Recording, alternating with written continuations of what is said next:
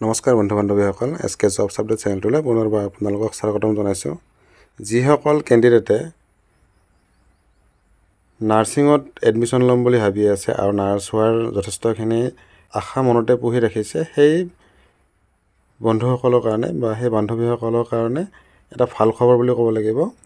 Srimanta Sankardev university of health ছায়েন্সৰ ফালৰ পৰা GNM এণ্ট্ৰেন্স এক্সামিনেশ্যন অৰ্থাৎ GNMEE 2025 কাৰণে কোৰ্চ মুকলি কৰি দিয়া হৈছে আৰু এই এণ্ট্ৰেন্সৰ জৰিয়তে ইয়াতে এডমিশ্যন ল'ব পাৰিব। তো বলক ভিডিঅ'টোৰ সবিশেষে আমি আলোচনা কৰিম, কেনেকৈ আপোনালোকে ইয়াতে এডমিশ্যন ল'ব পাৰিব বা কেনেকৈ আবেদন কৰিব। প্ৰথমতে আপোনালোকে চাব, যিটো এক্সামৰ নাম হয় GNMEE, এইটো এণ্ট্ৰেন্স এক্সাম হয়। এইটো দিয়াৰ পিছতহে আপোনালোকে ইয়াতে এডমিশ্যন ল'ব পাৰিব যদি কোৱালিফাইড হয়। আৰু ইউনিভাৰ্চিটি যিটো হয় ইয়াতে Srimanta Sankardev university of health science, আৰু একাডেমিক ছেশ্যনটো হ'ব 2025 পৰা 26 ভিতৰত। আৰু ইয়াতে এণ্ট্ৰেন্সৰ ডেটো ঘোষণা কৰি দিয়া হৈছে যে 13 জুলাই 2025 ইয়াৰে এণ্ট্ৰেন্স এক্সামটো অনুষ্ঠিত কৰা হ'ব।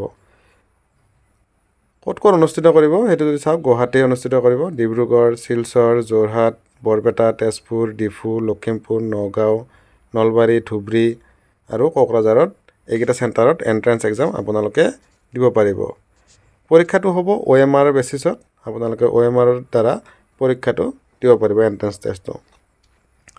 আৰু কেণ্ডিডেটসকলৰ কাৰণে হেল্পলাইন নম্বৰ দিয়া আছে দুটা, ইয়াতে ফোন কৰি আপোনালোকে যদি কিবা সুধিব লগা থাকে তেতিয়াহ'লে সুধিব পাৰিব। আৰু ইয়াত সুধিব লগা কিছুমান বস্তু আছে, মই সেইখিনি ভিডিঅ' শেষত কৈ আছোঁ।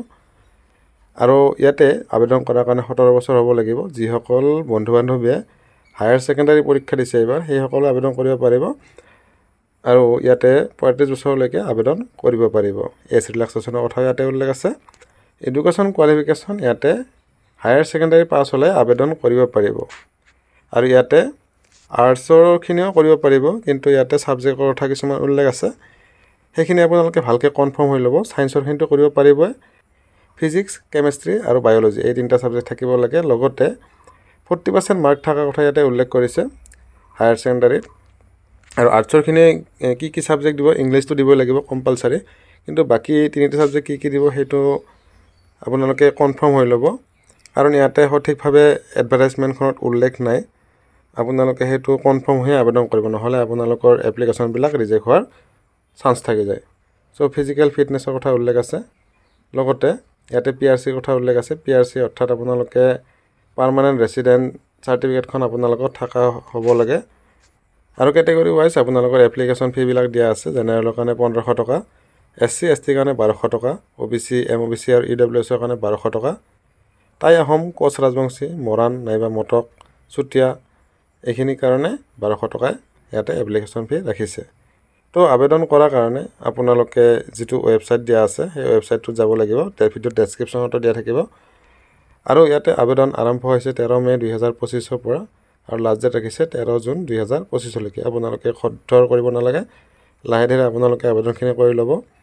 আৰু ইয়াৰে এডমিট কাৰ্ড 1 জুলাই 2025 পৰা ইয়াতে মুকলি কৰি দিয়া হ'ব। আৰু ডেট যিটো এণ্ট্ৰেন্স এক্সামিনেশ্যন হ'ব সেইটো 13 জুলাই 2025 অনুষ্ঠিত কৰা হ'ব। ইয়াৰ কাৰণে আপোনালোকে প্ৰিপেৰেশ্যনো কৰি থাকক। ইয়াতে আবেদন কৰাৰ কাৰণে আপোনালোকে Srimanta Sankardev university of health ছায়েন্সৰ অফিচিয়েল ৱেবছাইট ভিজিট কৰিব। তাতে আপোনালোকে এপ্লিকেশ্যন ফৰ্মখন পাব, আপোনালোকে সেইখন ভালকৈ পঢ়ি চাই আপোনালোকে আবেদন কৰি ল'ব। তো ভিডিঅ'টোত ইমানখিনি আছিলে। যদি আপোনালোকৰ কিবা সুধিব লগা থাকে তেতিয়াহ'লে কমেণ্ট কৰিব। যদি চেনেলটোত প্ৰথমবাৰ আহিছে চেনেলটো ছাবস্ক্ৰাইব কৰি বেল আইকনটো প্ৰেছ কৰি থ'ব, তেতিয়াহে নতুন চাকৰিৰ আপডেটবিলাক আহিলে সকলোতকৈ আগতে পাব। ধন্যবাদ। জয় অসম।